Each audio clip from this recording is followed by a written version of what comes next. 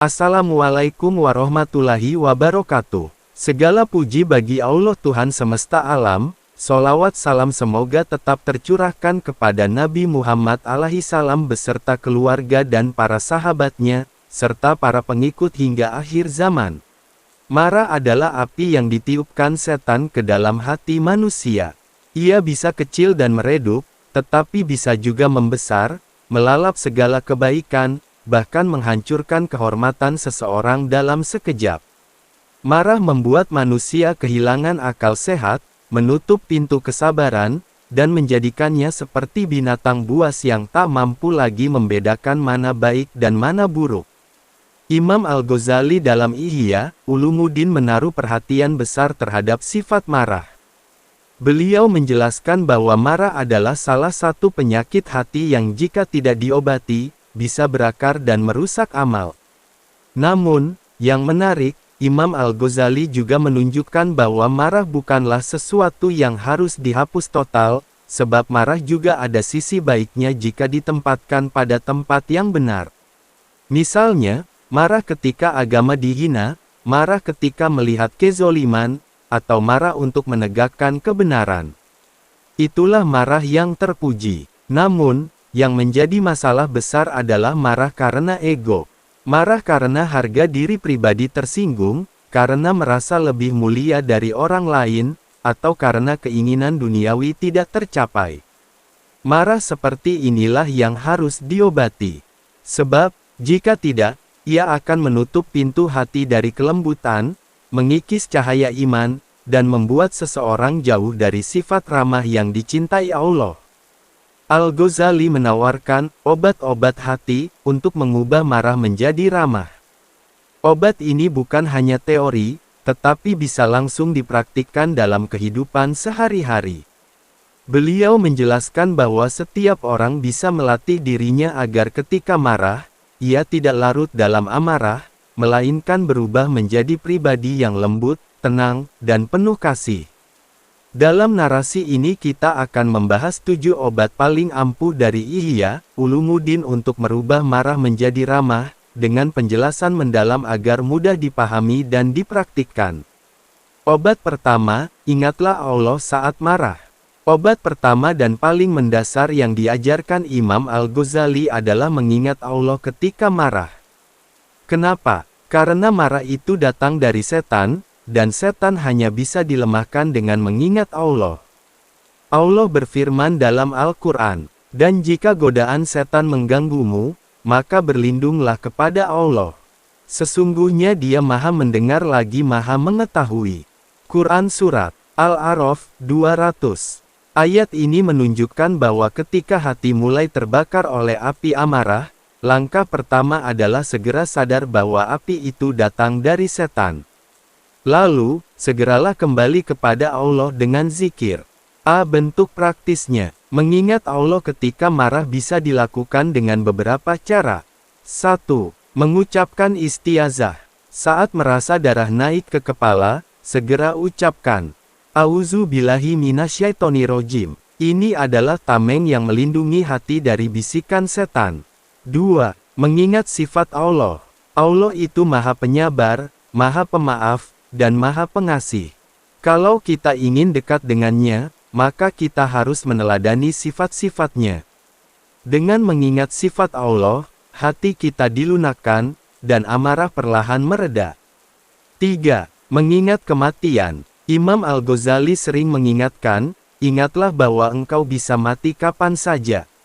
Jika saat marah kita ingat bahwa ajal bisa datang seketika, kita akan malu jika kematian menjemput dalam keadaan hati penuh amarah. B. Hikmah mengingat Allah dalam meredam marah. Mengapa mengingat Allah bisa mengubah marah menjadi ramah?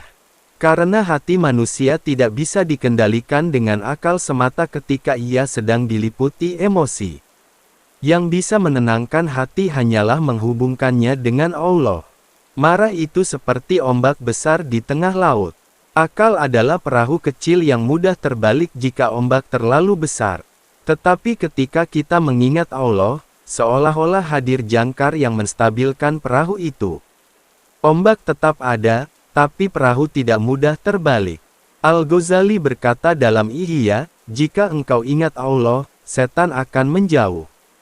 Dan jika setan menjauh, api amarah padam, hati menjadi dingin, lalu akal kembali menguasai diri. C. Kisah teladan. Suatu hari ada seorang laki-laki mendatangi Nabi Muhammad dengan wajah merah padam karena marah. Ia meminta nasihat kepada Rasulullah. Beliau hanya berkata singkat, "La takdob, jangan marah." Orang itu mengulang pertanyaannya beberapa kali, tetapi jawaban Rasulullah tetap sama, "Jangan marah." Apa maksudnya? Rasulullah tidak berkata, "Jangan pernah marah," sebab marah adalah sifat manusiawi. Tetapi beliau mengajarkan, "Jangan ikuti marahmu. Kendalikan dengan mengingat Allah." Dan benar, orang yang hatinya sibuk mengingat Allah akan malu jika mengumbar amarah. Sebab ia tahu Allah sedang melihatnya. D. Refleksi kehidupan sehari-hari. Mari kita ambil contoh sederhana. Bayangkan seorang ayah yang pulang kerja dalam keadaan lelah. Di rumah, ia menemukan anak-anaknya membuat keributan. Emosi mulai naik. Suara hatinya berkata, "Aku sudah capek. Kenapa rumah tidak tenang?" Jika ia larut dalam emosi, ia akan membentak, mungkin memukul, lalu menyesal belakangan. Tetapi jika di saat itu ia berhenti sejenak, menarik napas, lalu mengingat Allah, ucapkan auzubillah, maka amarah yang tadinya siap meledak bisa reda. Ia bisa menegur dengan lembut, bahkan sambil tersenyum. Bukankah lebih indah?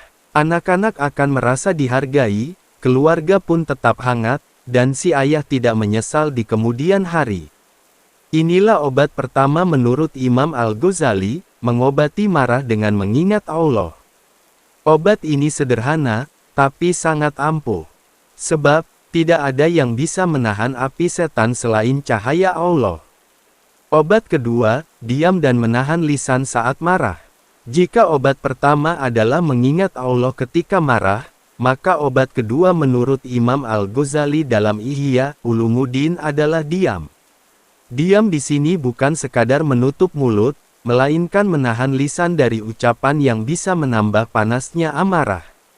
Sebab, ketika marah, lisan manusia sering kali lebih tajam daripada pedang. Satu kata kasar bisa melukai hati lebih dalam daripada pukulan fisik. Mengapa diam itu obat? Ketika amarah muncul, hati terbakar, akal menjadi gelap, dan lisan pun kehilangan kendali. Sering kali orang berkata hal-hal yang tak pernah ia maksudkan dalam keadaan tenang. Setelah reda, ia menyesal, tetapi kata-kata itu sudah melukai orang lain. Rasulullah bersabda, "Apabila salah seorang dari kalian marah, maka hendaklah ia diam." Hadis riwayat Ahmad. Hadis ini sederhana, tapi kedalamannya luar biasa. Rasulullah tahu bahwa marah membuat seseorang kehilangan kendali, dan yang paling cepat keluar saat itu adalah ucapan. Maka beliau memberi resep yang sangat praktis, diam dulu. Al-Ghazali menegaskan dalam Ihya, bahwa diam adalah kunci pertama untuk mencegah amarah melahirkan dosa. Sebab, dosa paling banyak muncul dari lisan, bukan dari tangan atau kaki. B. Diam bukan lemah, tetapi kekuatan. Sebagian orang merasa kalau diam saat marah berarti kalah. Padahal, justru sebaliknya, diam adalah tanda kekuatan. Nabi bersabda, "Orang kuat bukanlah yang menang dalam gulat, tetapi orang kuat adalah yang mampu mengendalikan dirinya ketika marah." Hadis riwayat Bukhari dan Muslim. Maka, orang yang bisa diam saat marah bukanlah orang lemah. Ia justru lebih kuat daripada mereka yang mengikuti hawa nafsu. Diam adalah tanda kebijaksanaan. Diam memberikan jeda bagi hati untuk menenangkan diri, memberi ruang bagi akal untuk kembali memimpin, dan memberi kesempatan bagi zikir untuk hadir di dalam dada. C. Kisah teladan, Umar bin Khattab radhiyallahu anhu. Kisah ini masyhur dalam literatur klasik. Suatu hari, seorang laki-laki datang kepada Khalifah Umar bin Khattab dengan sikap kasar. Ia memprotes dengan suara keras, bahkan mengucapkan kata-kata yang menyakitkan. Para sahabat yang hadir marah dan ingin menghukum orang itu. Tetapi Umar berkata, "Diamlah kalian. Aku akan diam mendengar ucapannya." Umar yang dikenal keras dalam kebenaran justru memilih diam saat emosinya terpancing. Ketika orang itu selesai berbicara, Umar menanggapinya dengan tenang, tanpa emosi. Akhirnya suasana reda, dan orang itu pun menyesal. Inilah contoh nyata bahwa diam bisa meredakan api amarah, bahkan api yang besar sekalipun. Latihan praktis menahan lisan. Imam Al-Ghazali memberikan petunjuk praktis. 1. Tarik napas panjang dan tahan kata-kata. Saat emosi memuncak, ambil napas dalam-dalam, lalu tahan sebentar sebelum mengucapkan sesuatu. Nafas yang ditahan bisa mendinginkan dada. 2. Hitung sampai 10 dalam hati. Waktu jeda ini memberi kesempatan agar api marah tidak langsung tersulut lewat ucapan. 3. Tundukkan kepala dan pandangan. Gerakan fisik ini sederhana, tetapi bisa membantu merendahkan ego. 4. Jika perlu, pergi dari tempat itu sementara. Al-Ghazali menekankan pentingnya tafaruk menjauh sebentar. Diam sekaligus menjauh bisa mencegah konflik semakin besar. Renungan kehidupan sehari-hari. Mari kita bayangkan situasi rumah tangga. Seorang suami sedang marah karena istrinya melakukan kesalahan kecil, misalnya lupa menaruh barang. Kalau ia langsung bicara dengan nada tinggi, konflik bisa meledak. Tetapi jika ia diam sejenak, menahan lisan, lalu berbicara ketika sudah tenang, masalah akan selesai tanpa pertengkaran. Atau di tempat kerja, seorang atasan mungkin merasa kesal terhadap bawahannya yang lalai. Jika ia langsung menghardik di depan umum, bukan hanya menyinggung perasaan bawahan, tapi juga merusak wibawanya sendiri. Namun jika ia diam dulu, lalu menegur dengan tenang di waktu yang tepat, maka suasana kerja tetap sehat, dan kesalahan pun bisa diperbaiki. Diam yang bernilai ibadah. Diam saat marah bukan sekadar strategi sosial, tetapi juga bernilai ibadah. Sebab diam itu adalah bentuk mujahadah perjuangan melawan hawa nafsu. Allah mencatatnya sebagai pahala sabar. Bahkan, malaikat akan menyaksikan perjuangan itu. Al-Ghazali mengatakan, barang siapa mampu menahan lisannya ketika marah, Allah akan melindunginya dari penyesalan besar di kemudian hari. Obat kedua dari Imam Al-Ghazali untuk merubah marah menjadi ramah adalah diam dan menahan lisan. Diam bukan berarti kalah, melainkan kemenangan sejati. Diam memberi waktu agar hati kembali tenang, akal kembali jernih, dan marah berubah menjadi kelembutan. Jika obat pertama menghubungkan hati dengan Allah melalui zikir, maka obat kedua adalah mengendalikan mulut agar tidak melahirkan dosa. Dua obat ini saling melengkapi, mengingat Allah menenangkan hati, sedangkan diam menjaga lisan. Mulailah berlatih sejak hal-hal kecil, ketika merasa tersinggung oleh ucapan seseorang, tahan diri untuk tidak langsung membalas. Diamlah, tarik napas, dan tunggu sampai emosi reda. Niscaya Allah akan menurunkan kelembutan dalam hati, dan marah yang membara pun bisa berubah menjadi ramah. Obat ketiga, mengubah posisi dan gerakan fisik. Imam Al-Ghazali dalam Ihya Ulumuddin menjelaskan bahwa marah adalah api dalam hati, dan api itu bisa diperlemah dengan perubahan gerakan fisik. Rasulullah memberi petunjuk langsung tentang hal ini. Beliau bersabda, apabila salah seorang dari kalian marah dalam keadaan berdiri, maka hendaklah ia duduk. Jika marahnya belum hilang, maka hendaklah ia berbaring. Hadis riwayat Abu Dawud. Hadis ini sangat dalam maknanya. Rasulullah memahami tabiat manusia. Saat marah, tubuh biasanya menegang, otot kaku, urat menegang, dan tubuh cenderung berdiri dengan penuh tantangan. Mengubah posisi berarti memutus pola emosi yang sedang membara. Mengapa mengubah posisi itu penting? Ilmu psikologi modern membenarkan hal ini, emosi berhubungan erat dengan postur tubuh. Saat seseorang berdiri tegak dengan dada membusung, ia lebih mudah merasa agresif. Tetapi ketika duduk, tubuh menjadi lebih rileks, dan saat berbaring, tubuh lebih tenang lagi. Imam Al-Ghazali menyebut bahwa gerakan fisik bisa menjadi pintu pendingin bagi api hati. Sebab, marah itu tidak hanya bekerja di pikiran, tetapi juga mengalir dalam tubuh. Mengubah posisi berarti memberi sinyal kepada jiwa bahwa saat ini bukan waktunya untuk melawan, tetapi untuk menenangkan. B. Bentuk praktis dalam kehidupan. 1. Dari berdiri ke duduk. Ketika marah saat berdiri, segera ambil kursi dan duduk. Dengan duduk, tubuh seolah memberi perintah pada jiwa untuk lebih rendah hati. 2. Dari duduk ke berbaring. Jika duduk tidak cukup menenangkan, berbaringlah.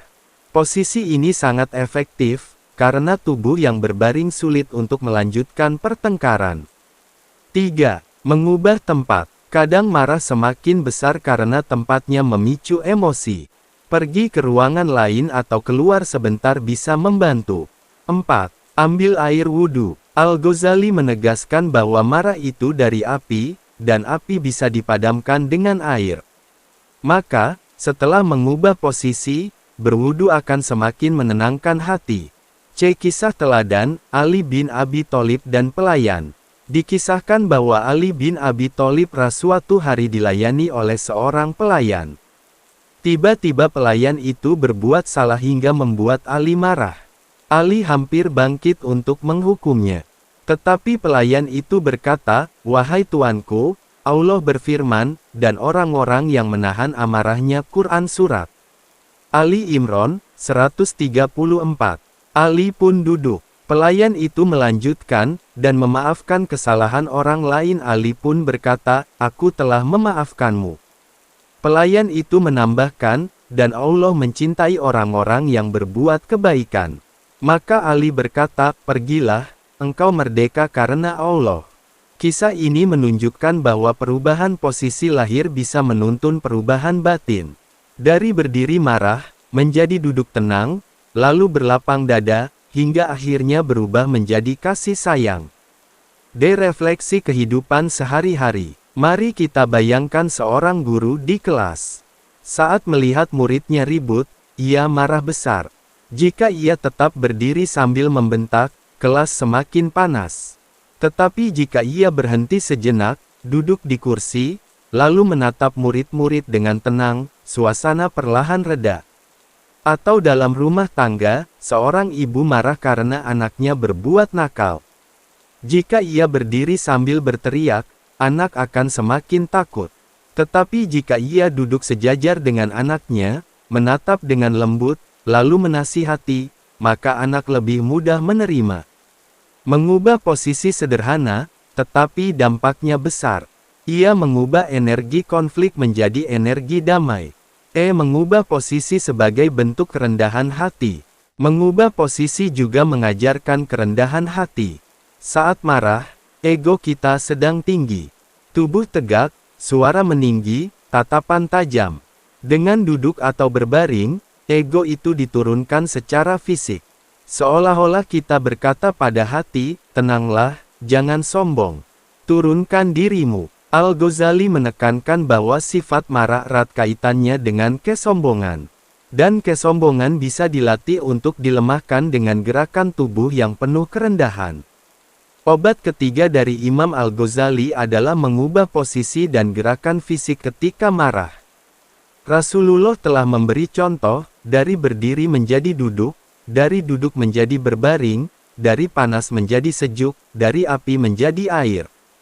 Jika obat pertama menenangkan hati dengan zikir, obat kedua menenangkan lisan dengan diam, maka obat ketiga menenangkan tubuh dengan mengubah posisi. Tiga obat ini saling melengkapi, seperti rantai yang mengikat hati agar tidak jatuh dalam jebakan amarah. Mulailah melatih diri, setiap kali emosi naik, segera ubah posisi tubuhmu. Duduklah jika berdiri, berbaringlah jika duduk, basuhlah wajahmu dengan air wudhu. Niscaya api marah akan padam, dan hatimu akan lebih mudah berubah menjadi ramah. Obat keempat, berwudu dan menyejukkan diri dengan air. Imam Al-Ghazali menekankan bahwa marah itu bagaikan api yang menyala dalam hati. Api itu datang dari setan, sementara setan diciptakan dari api. Maka, obat yang paling tepat untuk memadamkan api adalah air. Karena itu Rasulullah menganjurkan agar ketika marah, seorang hamba segera berwudu. Hadis Rasulullah, sesungguhnya marah itu dari setan, dan setan diciptakan dari api, dan api itu hanya bisa dipadamkan dengan air. Maka jika salah seorang dari kalian marah, hendaklah ia berwudu. Hadis riwayat Abu Dawud. Mengapa wudu bisa menjadi obat marah? Wudu bukan hanya sekadar membasuh anggota tubuh dengan air, tetapi juga membersihkan hati. Air yang mengalir di wajah, tangan, dan kepala menjadi simbol pendinginan atas api amarah yang sedang membara. 1. Secara fisik, air menyejukkan tubuh yang memanas karena emosi. 2. Secara psikologis, wudu memberi jeda waktu agar emosi mereda sebelum mengambil keputusan. 3. Secara spiritual, wudu menghubungkan seorang hamba dengan Allah, sebab ia adalah syarat untuk beribadah. Dengan wudu, hati yang panas bisa menjadi dingin, pikiran yang keruh bisa jernih kembali, dan jiwa yang keras bisa dilunakkan. Wudu sebagai latihan spiritual. Imam Al-Ghazali menjelaskan bahwa wudu tidak boleh hanya dimaknai secara lahiriah. Saat air membasuh wajah, seorang mukmin harus sadar bahwa ia sedang membasuh noda-noda kemarahan dari wajahnya. Saat air mengalir di tangan, ia membayangkan bahwa tangan ini tidak boleh digunakan untuk menyakiti. Saat membasuh kepala, ia berniat agar pikirannya menjadi dingin dan jernih. Dengan begitu, wudu bukan sekadar ritual, tetapi juga terapi hati. Kisah teladan. Dikisahkan bahwa seorang sahabat Nabi pernah marah besar hingga wajahnya memerah. Rasulullah melihatnya dan bersabda, "Aku tahu satu kalimat, jika ia mengucapkannya, maka marahnya akan hilang." Auzubillahi minasyaitonirrajim. Namun sahabat itu masih belum tenang. Lalu Nabi menambahkan, "Pergilah dan berwudu." Setelah sahabat itu berwudu, wajahnya kembali normal, emosinya hilang, dan ia merasa sangat tenang. Ini menunjukkan bahwa wudu adalah jalan yang sangat efektif untuk mengubah marah menjadi ramah. Refleksi kehidupan sehari-hari. Mari kita bayangkan situasi rumah tangga. Seorang suami marah besar kepada istrinya. Ia merasa ingin melempar sesuatu atau berkata kasar. Namun ia ingat pesan Rasulullah, lalu ia masuk ke kamar mandi, mengambil air wudu, membasuh wajah, tangan, dan kakinya. Begitu selesai, ia merasa lebih segar, hatinya lebih tenang, dan keinginannya untuk marah pun hilang. Atau dalam dunia kerja, seorang pegawai merasa diperlakukan tidak adil oleh atasannya. Darahnya mendidih, emosinya memuncak. Jika ia langsung membalas dengan kata-kata, mungkin pekerjaannya terancam.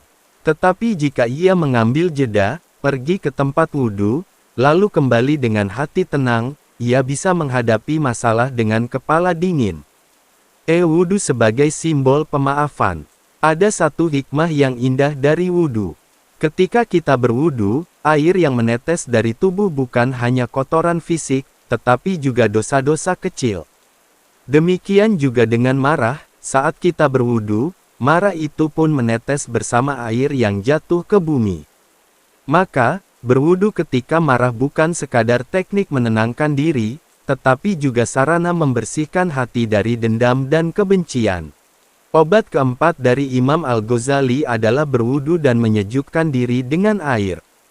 Rasulullah mengajarkan bahwa api marah hanya bisa dipadamkan dengan air. Maka, setiap kali hati terbakar oleh emosi, segeralah ambil air wudu. Jika obat pertama menenangkan hati dengan zikir, obat kedua menenangkan lisan dengan diam, obat ketiga menenangkan tubuh dengan mengubah posisi, maka obat keempat ini menenangkan jiwa dengan kesucian air wudu. Mulailah biasakan diri, ketika amarah datang, jangan biarkan api itu membakar hati dan merusak hubungan. Segeralah ambil air wudhu, rasakan kesejukannya, dan biarkan hatimu kembali ramah. Merawat hati dengan zikir dan muhasabah diri. 1. Zikir sebagai pendingin hati yang membara. Imam Al-Ghazali menjelaskan bahwa hati manusia ibarat sebuah wadah. Bila wadah itu dipenuhi dengan amarah, maka ia akan memercikkan api yang membakar dirinya dan orang lain. Namun bila wadah itu dipenuhi dengan zikir, maka api akan berubah menjadi cahaya yang menenangkan. Zikir bukan sekadar mengucapkan lafaz, subhanallah, atau, la ilaha illallah, tetapi sebuah latihan spiritual untuk mengingat Allah dalam setiap tarikan dan hembusan nafas. Saat seseorang marah, ia sering kali kehilangan kesadaran bahwa Allah sedang mengawasi. Zikir mengembalikan kesadaran itu. Ia bagaikan air sejuk yang menyirami bara api di dalam dada. Bayangkan seorang guru yang sedang dimaki oleh muridnya. Kalau ia hanyut dalam amarah, mungkin ia akan menghardik balik dengan kata-kata kasar. Namun jika ia menundukkan hati, lalu berzikir, misalnya dengan membaca, A'udzubillahi minasyaitonirrajim, maka seketika ada cahaya yang menahan lidahnya dari keburukan. Inilah kekuatan zikir, ia tidak hanya menenangkan hati, tetapi juga menyelamatkan lisan dan perbuatan. 2. Muhasabah, menyadari kelemahan diri. Selain zikir, obat penting yang ditekankan Imam Al-Ghazali adalah muhasabah, yaitu introspeksi diri. Marah sering muncul karena seseorang merasa lebih tinggi dari orang lain. Ia merasa egonya terluka, harga dirinya diinjak, atau kehormatannya direndahkan. Padahal, kalau direnungkan lebih dalam, siapakah kita ini di hadapan Allah? Seorang mukmin sejati, ketika muhasabah, akan menyadari bahwa dirinya penuh dosa. Lalu bagaimana mungkin ia tega menuntut kesempurnaan dari orang lain? Bagaimana mungkin ia marah hanya karena kesalahpahaman kecil, sementara kepada Allah ia sering berbuat maksiat namun tetap diberi rezeki dan kehidupan? Muhasabah membuat hati merendah, dan kerendahan hati adalah lawan dari amarah. Orang yang rendah hati mudah memaafkan, sebab ia tahu dirinya pun butuh dimaafkan oleh Allah. 3. Mengganti amarah dengan doa. Imam Al-Ghazali mencontohkan bahwa salah satu cara muhasabah adalah mengganti amarah dengan doa. Ketika seseorang membuat kita sakit hati, alih-alih melampiaskan amarah, kita mendoakannya. Doa bukan berarti kita kalah, melainkan kita menang karena berhasil menguasai diri. Contohnya, Rasulullah ketika dihina oleh orang-orang Taif, beliau tidak marah. Padahal tubuh beliau terluka, darah bercucuran. Namun yang beliau ucapkan adalah doa. Ya Allah, berilah petunjuk kepada kaumku, karena mereka tidak tahu. Doa itu lahir dari hati yang penuh zikir dan muhasabah. Inilah puncak akhlak ramah yang lahir dari pengendalian amarah. 4. Hati yang ramah memancarkan kedamaian. Ketika zikir dan muhasabah menjadi kebiasaan, hati akan lembut. Orang seperti ini, meski wajahnya sederhana, akan memancarkan ketenangan. Orang lain merasa aman di dekatnya. Bahkan, orang yang biasanya mudah marah pun bisa luluh ketika berhadapan dengan ketenangan hatinya. Sebaliknya, hati yang kotor penuh amarah akan membuat wajah muram, perkataan keras, dan keberadaan yang menakutkan. Maka tidak heran jika Imam Al-Ghazali menyebut zikir sebagai pupuk hati, dan muhasabah sebagai pagar hati. Dengan pupuk, hati tumbuh subur, dengan pagar, hati terlindungi dari amarah yang meluap. 5. Menjadikan ramah sebagai cermin kehidupan. Obat terakhir dari rangkaian ini adalah menjadikan ramah sebagai cermin kehidupan. Artinya, setiap kali ingin marah, kita bercermin pada diri sendiri, apakah aku ingin diperlakukan dengan amarah atau dengan ramah? Jawaban itu akan mengembalikan hati kepada kelembutan.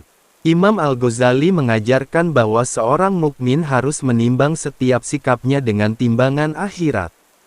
Kalau marah akan menjerumuskan pada murka Allah, lebih baik ditahan. Kalau ramah akan mendatangkan ridha Allah, maka itulah pilihan yang harus dipilih. Sampailah kita pada akhir dari narasi panjang ini. Kita telah menelusuri 7 obat paling ampuh untuk merubah marah jadi ramah menurut Ihya Ulumuddin. 1. Menahan diri saat marah. 2. Mengubah posisi tubuh. 3. Diam dan menghindari perkataan buruk. 4. Mengingat keutamaan menahan amarah. 5. Berzikir dan bermuhasabah. 6. Mengganti amarah dengan doa. 7. Menjadikan ramah sebagai gaya hidup. 7 obat ini ibarat kunci emas untuk membuka pintu kedamaian.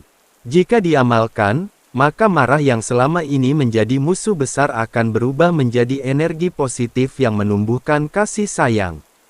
Dan inilah rahasia mengapa orang yang mampu mengendalikan amarah disebut oleh Nabi sebagai pejuang sejati, lebih hebat dari seorang pahlawan di medan perang. Semoga Allah senantiasa menyelamatkan kita dari emosi yang akan mendorong kita untuk marah dan emosi sehingga kita mampu merubah marah tersebut menjadi ramah. Amin. Wassalamualaikum warahmatullahi wabarakatuh.